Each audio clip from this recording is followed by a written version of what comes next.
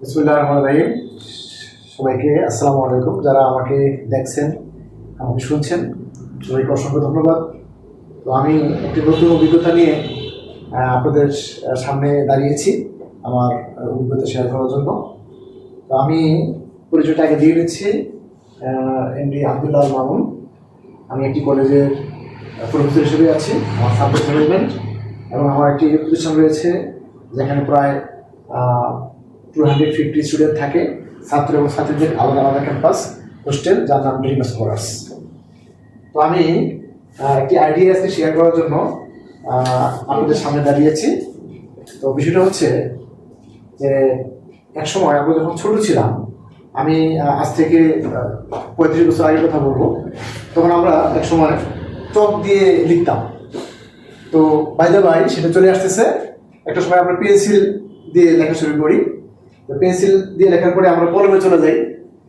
তো কলমের পরবর্তীতে এখন যেটা নিয়ে আমরা আলোচনা করতেছি সেটি হচ্ছে স্মার্ট আইবোর্ড।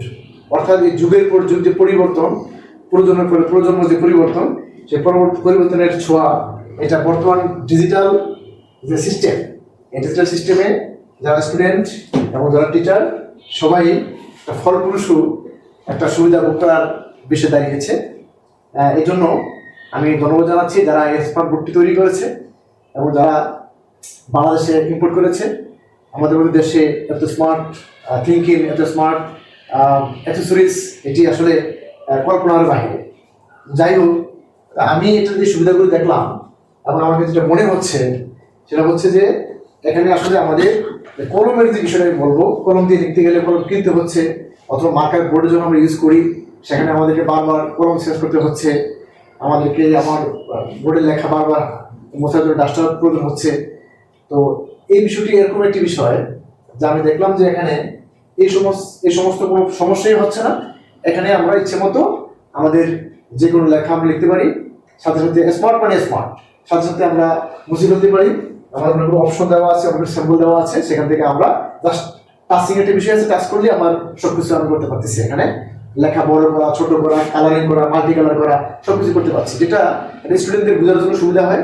কারণ একই রকমের লেখা হলে অনেক সময় সমস্যা হয়। আমি যদি একটা কালারকে যদি গ্রিন করি, নেক্সট কালারটা আমি রেড করতে পারি, দেন ইয়েলো করতে পারি, দেন ভায়োলেট করতে পারি। বিভিন্ন কালারগুলো দিয়ে আমি এখানে খুব সহজেই আমি ছাত্রছাত্রীদের সামনে উপস্থাপন করতে পারি।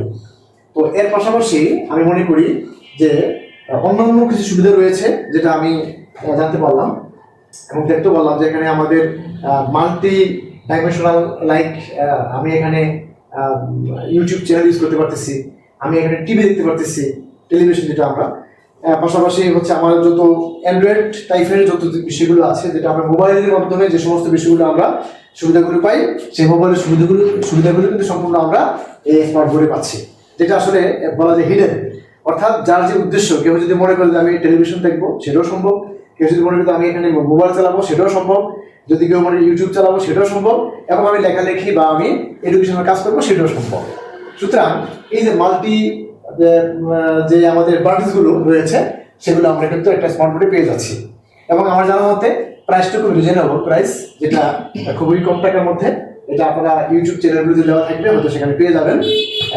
সুতরাং আমি মনে করি যে আমাদের যারা স্মার্ট বয় আছে, স্মার্ট টিচার আছে, স্মার্ট পার্সন আছে, স্মার্ট সিটিজেন আছে, প্রত্যেকেরই যেহেতু এটা রিজনেবল প্রাইস, এটা কিন্তু ব্যবহার করতে পারে। এবং একই সাথে কোচিং সেন্টার বলেন, অথবা স্কুল বলেন, কলেজ বলেন, মাদ্রাসা বলেন, ইউনিভার্সিটি বলেন, ইভেন কি কেউ যদি হোমলি ইউজ করতে চায়, যে আমি বাসায় ইউজ করবো, সেটাও কিন্তু সে করতে পারে।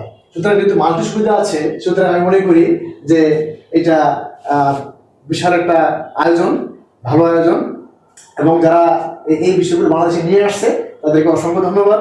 এবং এটা ব্যবহার করার জন্য সবাইকে আমি আহ্বান জানাবো, এবং আমি নিজেও একটি চিন্তা করেছি নিব, আমি একটি নিজে ব্যবহার করব।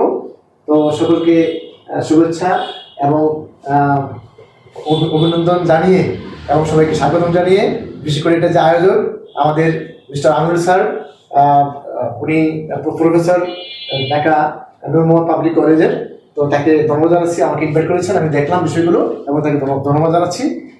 সকলকে আবারও শুভেচ্ছা। আল্লাহ হাফিজ।